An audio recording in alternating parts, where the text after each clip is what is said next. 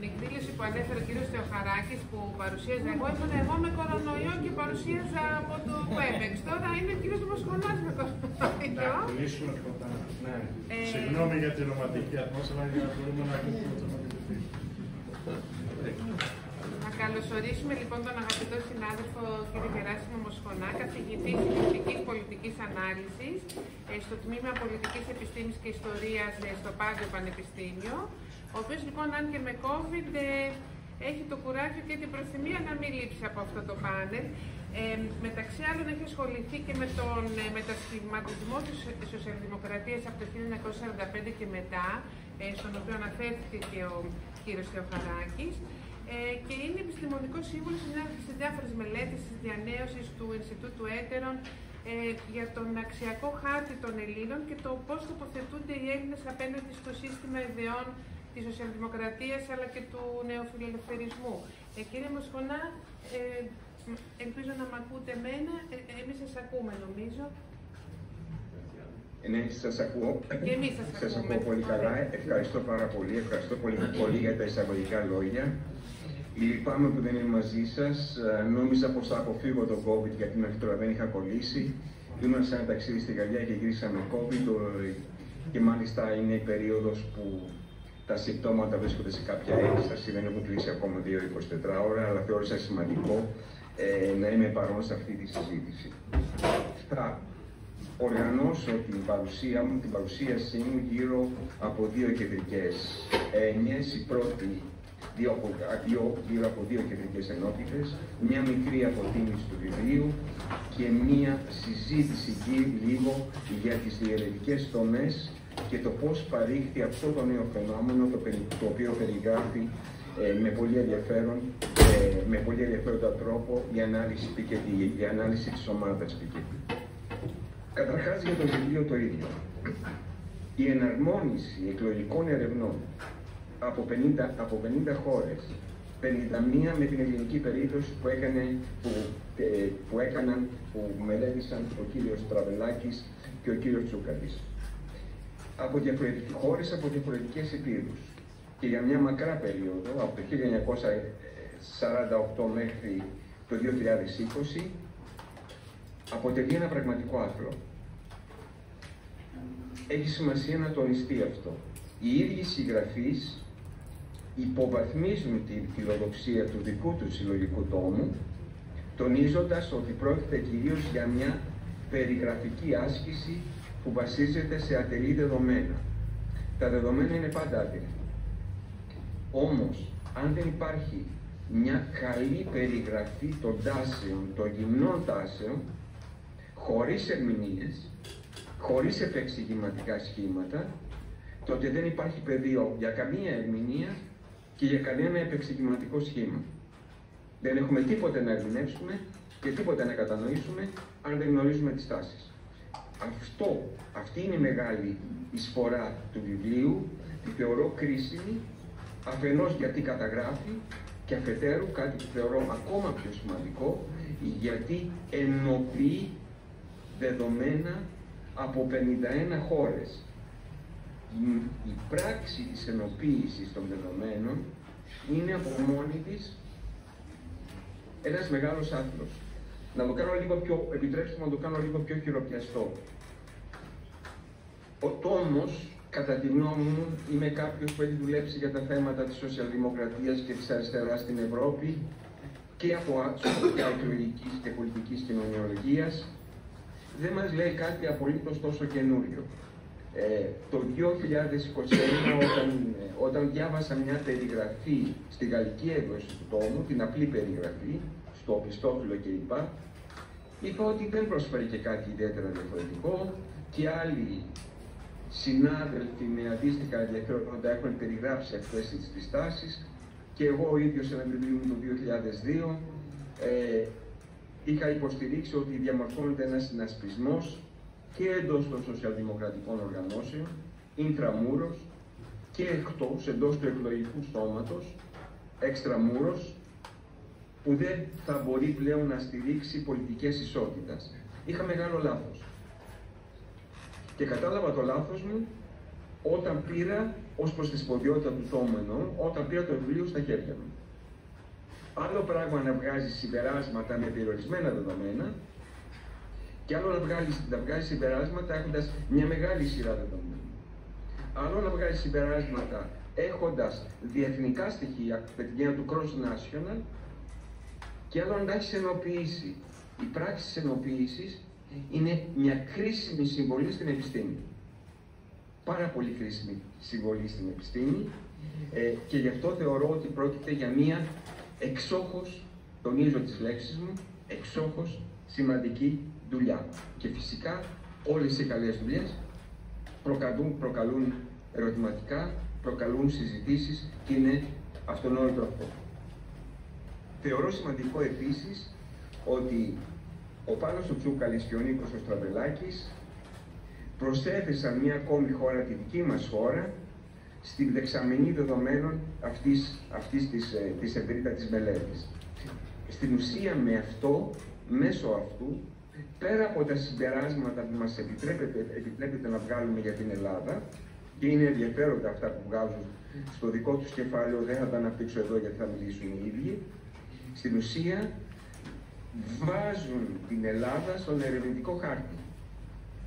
Πολλές φορές η ελληνική περίπτωση είναι εκτός ερευνητικού χάρτη, ξαναμπήκε στους ερευνητικούς χάρτες σε μεγάλο βαθμό λόγω της μεγάλης οικονομικής κρίσης και της κρίσης χρέους που ακολούθησε μετά το 2010, αλλά παρά τα αυτά συχνά είναι απούσα από ενιοποιημένους ερευνητικούς χάρτες, ιδιαίτερα στα θέματα της εκλογικής κοινωνιολογίας.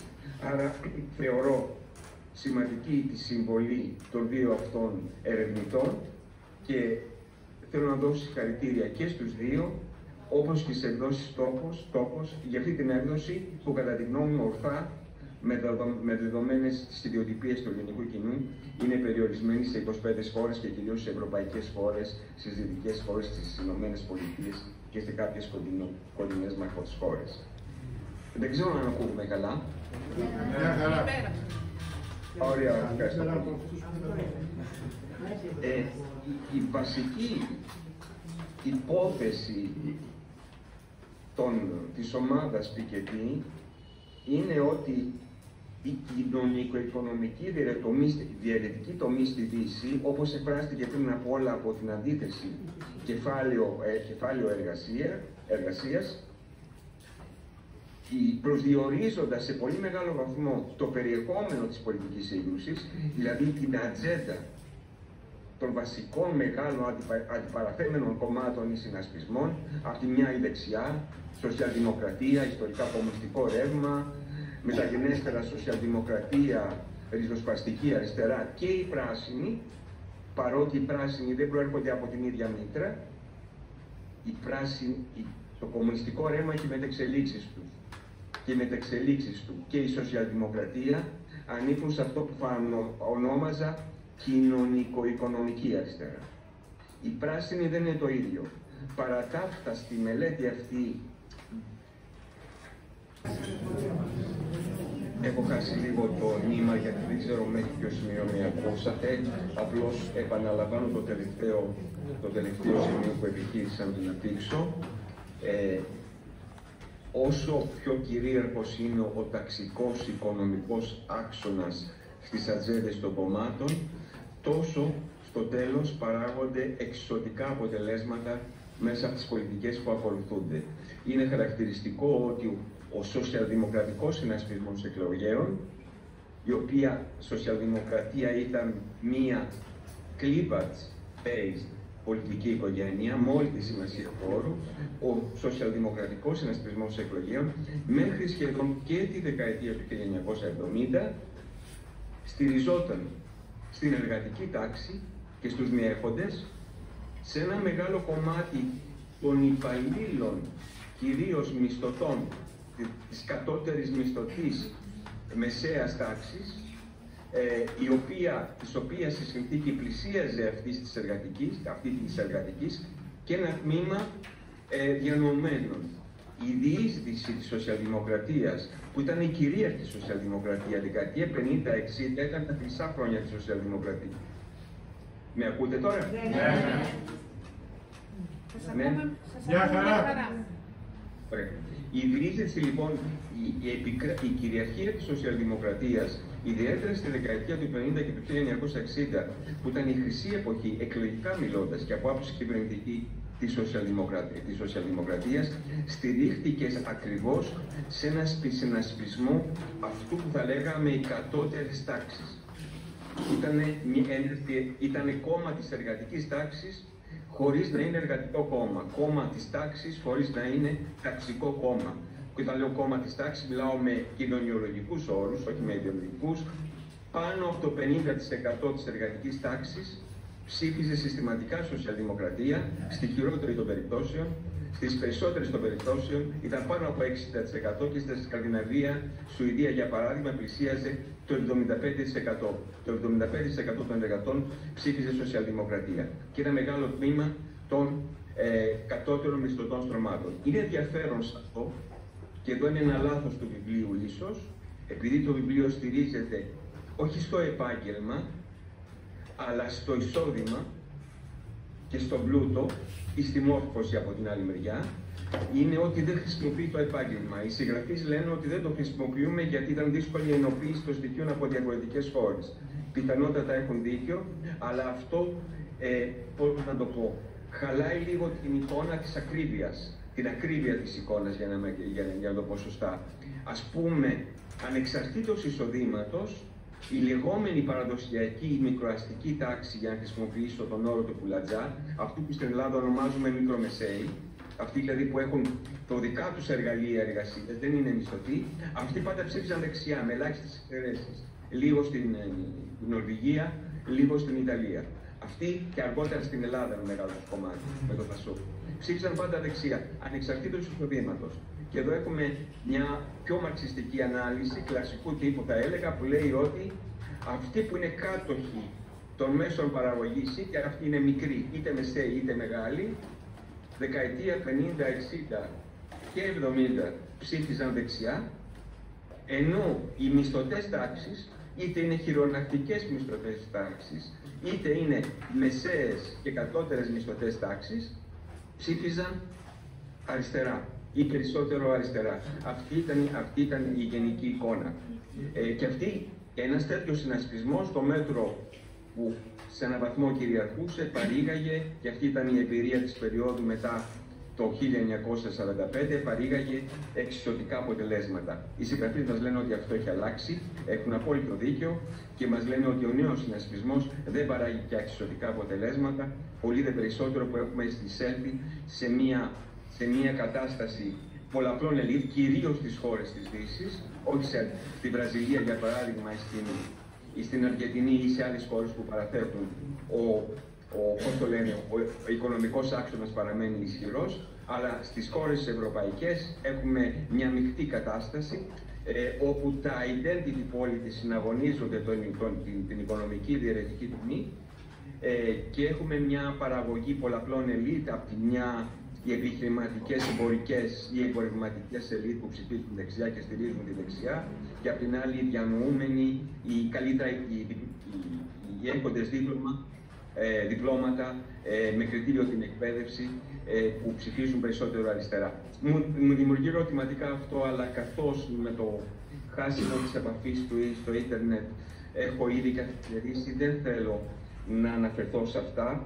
Θα μπω κατευθείαν σε κάτι που θεωρώ σημαντικό.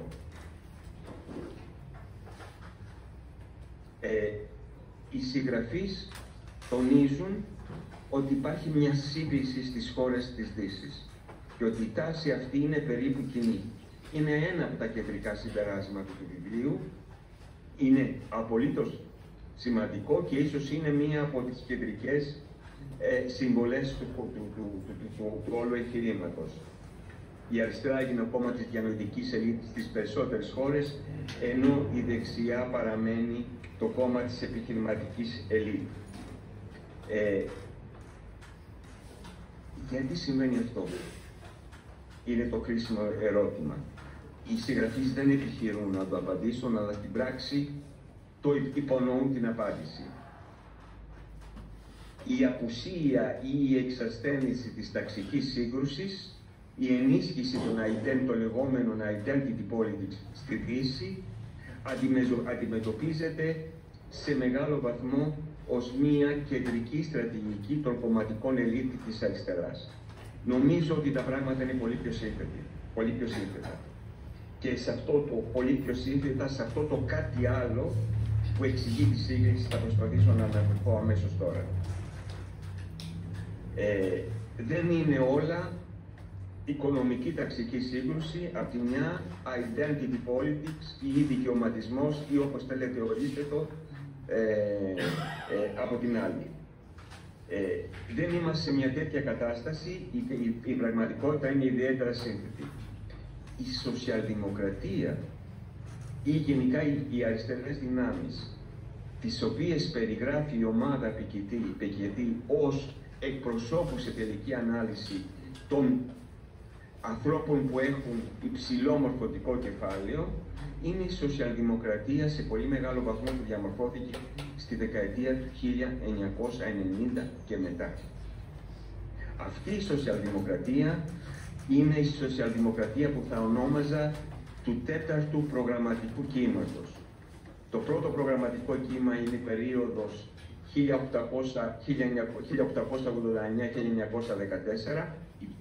η δεύτερη διεθνής.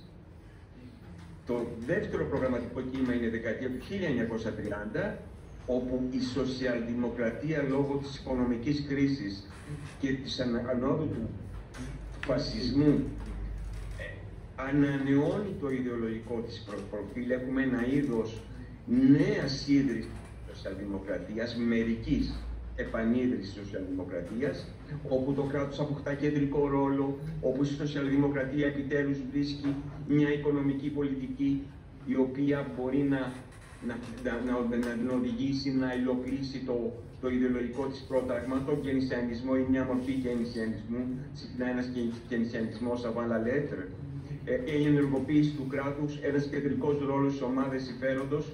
Και το τρίτο προγραμματικό κύμα, βοηθούντος και του Δεύτερου Παγκοσμίου Πολέμου, εξελίσσεται μετά το Δεύτερο Παγκόσμιο Πόλεμο και είναι συνέπεια στην ουσία και μετεξέλιξη της σοσιαλδημοκρατικής σύνθεσης της δεκαετίας του 1930. Σε αυτό αναφέρονται ο Πικετή και οι άλλοι όταν λένε ότι αυτό το προφίλ παρήγαγε εξισωτικά αποτελέσματα.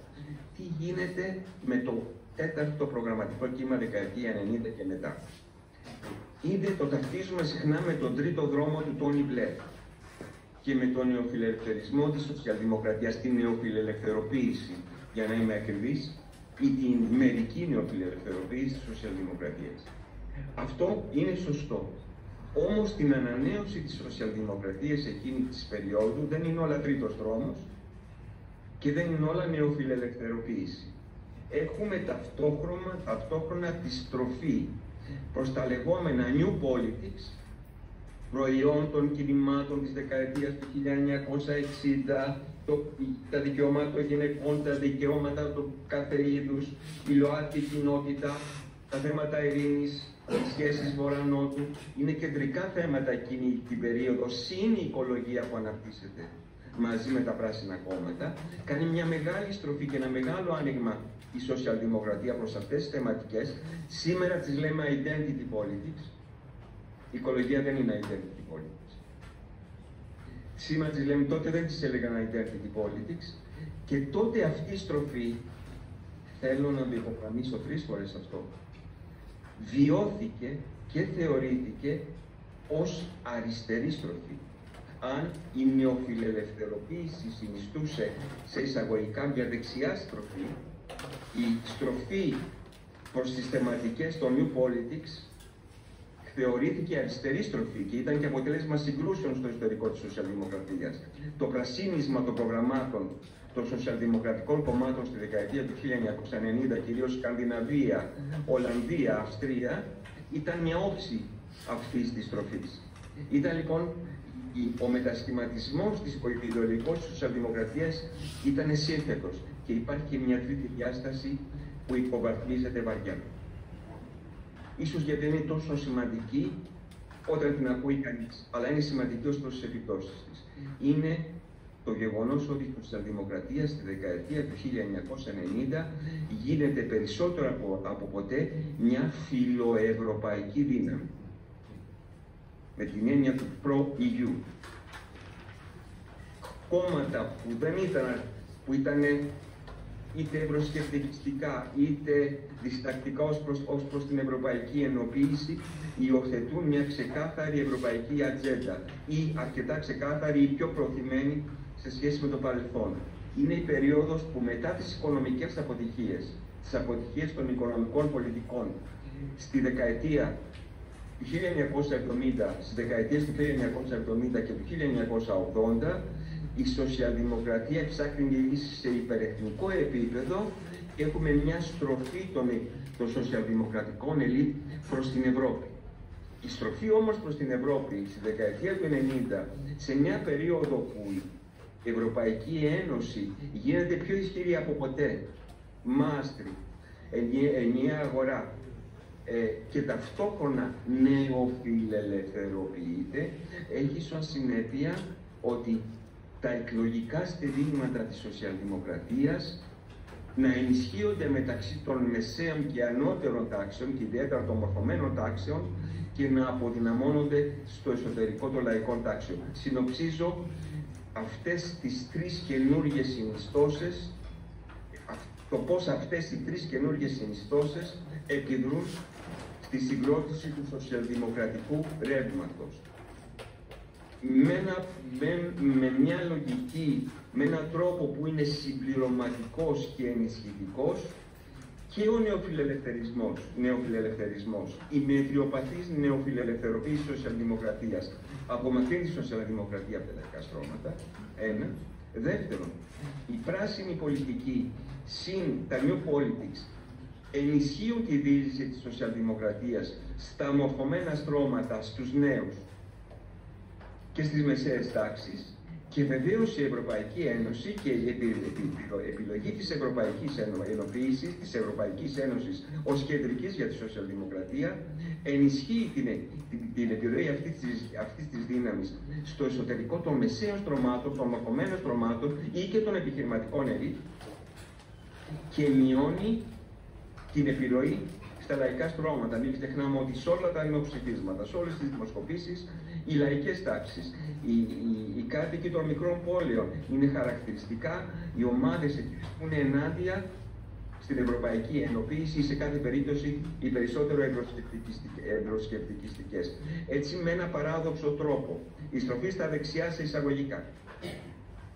νεοφιλελευθερισμός, η στροφή στα αριστερά σε εισαγωγικά, New Politics, και στο βάθος, σαν κεντρικό μπλοκ και πυλώνα, η στροφή στην Ευρωπαϊκή Ένωση, η πλήρη στροφή στην Ευρωπαϊκή Ένωση, αποδυναμώνει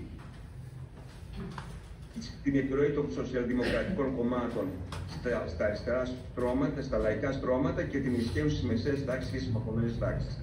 Το ίδιο ισχύει για τα πράσινα κόμματα, που εξορισμού είχαν επιρροή στους νέους και στους μορφωμένους και είναι πολύ πιο φιλοευρωπαϊκά από μια άποψη από τη σοσιαλδημοκρατία.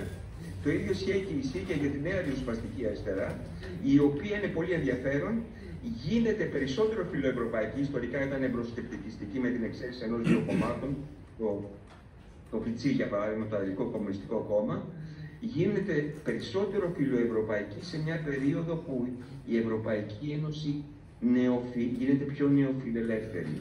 Άρα το σύνολο της αριστεράς κάνει επαφή με τα λαϊκά στρώματα και κερδίζει τις μεσαίες τάξεις. Τελειώνω με αυτό. Δεν είναι όλα identity politics, δεν είναι όλα οικονομικές πολιτικές. Προσπάθησα να σας δείξω με πρακτικό τρόπο στη βάση ποιας ατζέντας συγκροτείται η σοσιαλδημοκρατία του σύγχρονου καιρού. Είμαστε ακόμα σε αυτό το σύγχρονο καιρό, στη σοσιαλδημοκρατία του τρίτου δρόμου, αλλά του τέταρτου προγραμματικού κύματος που είναι σύνθετο, και το πώς αυτό που μας παρουσιάζει η ομάδα Piketty δεν συνιστά τίποτα άλλο παρά τον κοινωνιολογικό εκλογικό καθρέφτη της ατζέντας της σοσιαλδημοκρατικής, όπως διαμορφώθηκε στη δεκαετία του 90 και του 2000. Αυτό μου επιτρέπει να πω ότι δεν μπορείς να είσαι υπέρ των αιτίων είμαι υπέρ της Ευρωπαϊκής Ένωσης. Θεωρώ αναγκαία τη σχετική νεοφιλελευθερωποίηση των πολιτικών μου, γιατί αυτό επιβάλλει ο ανταγωνισμός, η ανταγωνιστικότητα κλπ. Είμαι υπέρ των πράσινων πολιτικών, υπέρ των δικαιωμάτων. Δεν μπορείς να είσαι υπέρ των αιτίων και να σε ενοχλούν τα αποτελέσματα.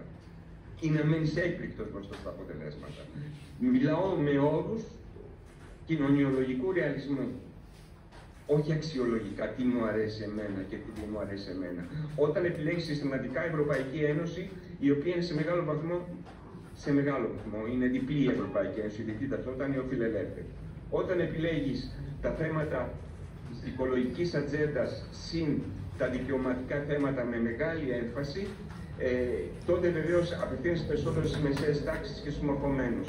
Όταν επιλέγεις τον νεοφιλελευθερισμό το ίδιο, δεν μπορείς μετά να στεναχωριέσαι ή να μείνεις έκπληκτος, γιατί χάνεις την επαφή με τα λαϊκά στρώματα. Στην πραγματικότητα, η σοσιαλδημοκρατία ιστορικά και η αριστερά ιστορικά ήταν πάντα φορέας όχι μόνο ενός σχεδίου οικονομικού μετασχηματισμού, αλλά και ενός σχεδίου πολιτισμικού μετασχηματισμού. Ήδη η ευπουστιανή σοσιαλδημοκρατία μέχρι τον Πρώτο Παγκόσμιο Πόλεμο, τέλος 19ου αιώνα, ήταν υπέρ της ισότητας των γυναικών, υπέρ της καθολικής πληροφορίας υπέρ των γυναικών και για τις γυναίκες. Ήταν υπέρ, για παράδειγμα, του διαχωρισμού κράτους εκκλησίας. Ήταν υπέρ της μείωσης του ρόλου της εκκλησίας. Ήταν υπέρ της θέσης η εκκλησία είναι ιδιωτική, η θρησκεία είναι ιδιωτική υπόθεση.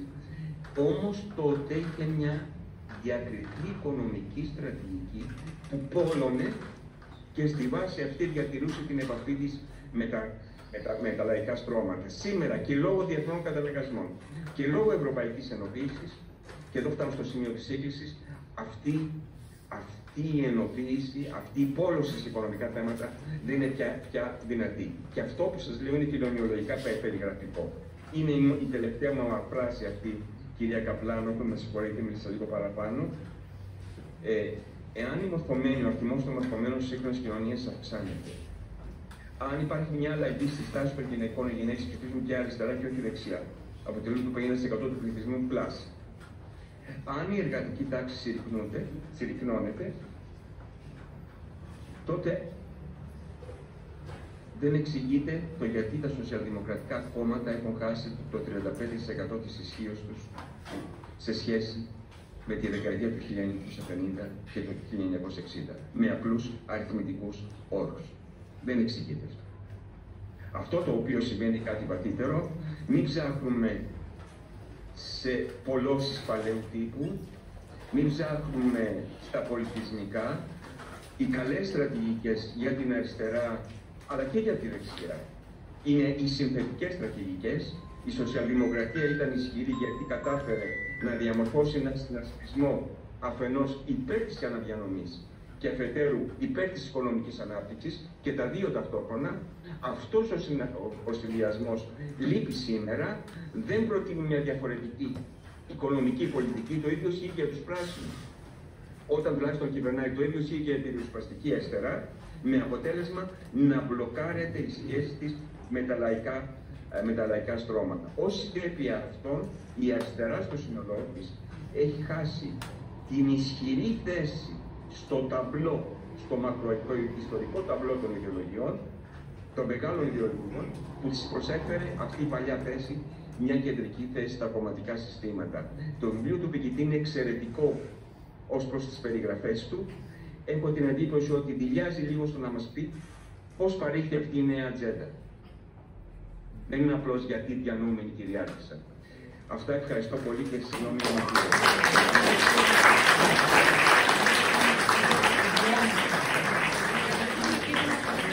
Ο κορονοϊός δεν σας έχει καταβάλει καθόλου, βλέπουμε. Είμαι ισχυρά φάση. Αλλά δεν το περνάω ελαφρά όμως, το περνάω βαθιά. Αν έχετε την καλοσύνη και μπορείτε να μείνετε μαζί μας, αν υπάρχουν ερωτήσεις στο τέλος. Θα μείνω ευχαρίστως, πολύ ευχαρίστως. Το θεωρώ αυτονόητο. Ευχαριστούμε.